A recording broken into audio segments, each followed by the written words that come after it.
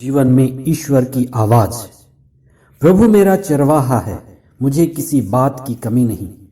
वह मुझे हरे मैदान में बिठाता और शांत जल के पास ले जाकर मुझ में नवजीवन का संचार करता है।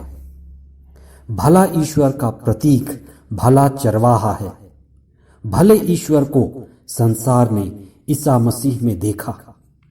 ईसा का क्रूस बलिदान भले चरवाहे का बलिदान है। पास्का का चौथा रविवार 25 अप्रैल 2021।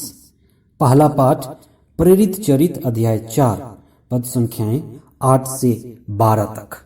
दूसरा पाठ संत योहन का पहला पत्र अध्याय 3 पद संख्याएं 1 से 2 तक और संत योहन का सुसमाचार अध्याय 10 पद संख्याएं 1 से 18 तक।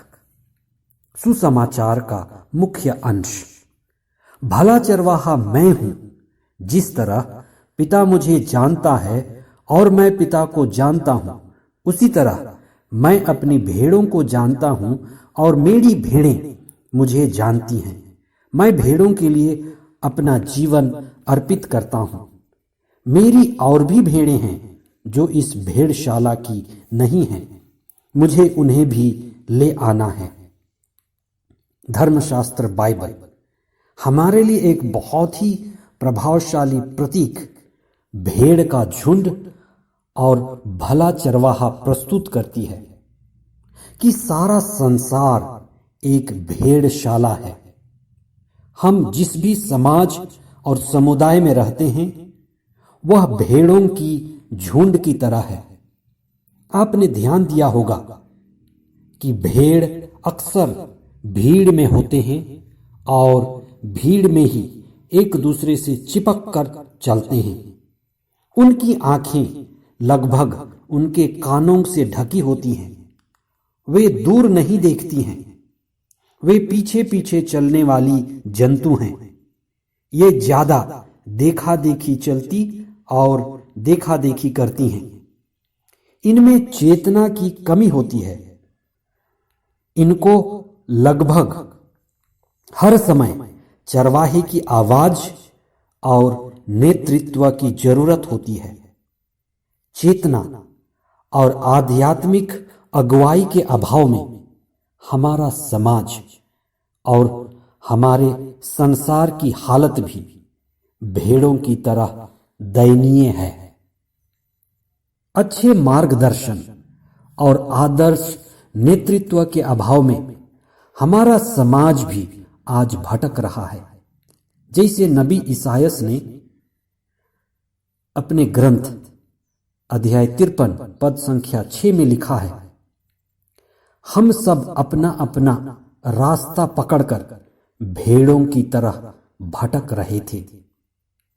हम सब अपना अपना रास्ता पकड़कर भेड़ों की तरह भटक रहे थे। आज समाज में बहुत सारे लोगों का यही हाल है। हम अपना अपना रास्ता पकड़कर भटक रहे हैं। वास्तव में कौन भटकता है? वही भटकता है जिसकी अंतरात्मा मर जाती है। जो व्यक्ति आत्मा के अधीन नहीं जीता बल्कि शरीर के अधीन ज्यादा जीता है, वही भटकता है। और कौन नहीं भटकता? वही नहीं भटकता जो आध्यात्मिक है। आध्यात्म का अर्थ है आत्मा के अधीन जीवन, to be grappled by the spirit. इसलिए जो आत्मा के अधीन है वह स्वप्रकाशित है, अपने ही प्रकाश में प्रकाशित होता है। आइए हम इस पर चिंतन करें। संत लूकस ने अपने सुसमाचार अध्याय 15 पद संख्या 1 और उसके आगे लिखा है, ईसा का उपदेश सुनने के लिए नाकेदार और पापी उनके पास आया करते थे और ईसा उनका स्वागत करते थे क्योंकि ईसा उन्हीं को बचाने के लिए आए थे। अतः बिना अगुवाई और नेतृत्व के हमारी स्थिति असहाय होती है। बिना चेतना के हमारी स्थिति भटकी हुई होती है और बिना आध्यात्म के हमारी स्थिति मुर्दा की स्थिति होती है। मनुष्य जाति की ऐसी ही असहाय स्थिति में ईसा मुक्तिदाता एक भला चरवाहा बनकर इस दुनिया में हमें बचाने आए। हम कैसे जानते हैं कि ईसा हमारे मुक्तिदाता हैं?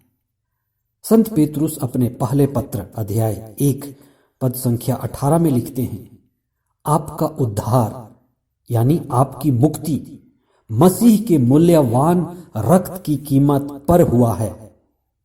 मुक्ति सस्ती नहीं मिलती है। ईसा का क्रूस बलिदान और ईसा का आत्मत्याग हमें पाप और सांसारिकता से बचाता है। यही क्रूस बलिदान सच्चा प्रेम है जो हमारी चेतना और आत्मा को ऊंचा उठाता और सांसारिकता के प्रभाव से बचाता है। भला चरवाहा दो तरह के खतरों से गुजरता है। पहला तो भेड़ लूटने वालों के खतरे से और दूसरा खूंखार भेड़िया और प्राकृतिक आपदा से। ईसा को कौन से खूंखार भेड़ियों ने मारा? जैसे एक मां मरते मरते अपने बच्चे को जन्म देती है, मां और बच्चे के बीच एक आत्मत्याग का मजबूत रिश्ता होता है। वास्तव में वह रिश्ता बहुत मजबूत होता है। मां के प्रेम के जैसे ही पिता ईश्वर का प्रेम है जो ईसा भला चरवाहा के क्रूस प्रेम में प्रकट होता है। ईसा के द्वारा ईश्वर का हाथ हम नाजुक, कमजोर, अचेत, पापी लोगों तक पहुंचता है। जीसस का अर्थ है ईश्वर ही बचाता है। आइए हम प्रार्थना करते हुए अनुभव करें कि ईसा के द्वारा ईश्वर हमें बचाता है। ईसा की शिक्षा के द्वारा, उनकी आत्मा के द्वारा, उनकी उपस्थिति के द्वारा ईश्वर ही हमें बचाता है। आइए आज हम विशेष प्रार्थना करें। हे पिता ईश्वर, तेरी दया अपार है। ईसा के द्वारा आपका हाथ हम तक पहुंचता है। ईसा के क्रूस बलिदान, उनके आत्मत्याग और पावन रक्त के द्वारा हमारी आत्मा और चेतना को जगा दीजिए। हम अपनी आत्मा के अधीन जीवन बिताएं और हर दिन हर्षण मुक्ति का अनुभव कर पाएं। आमीन।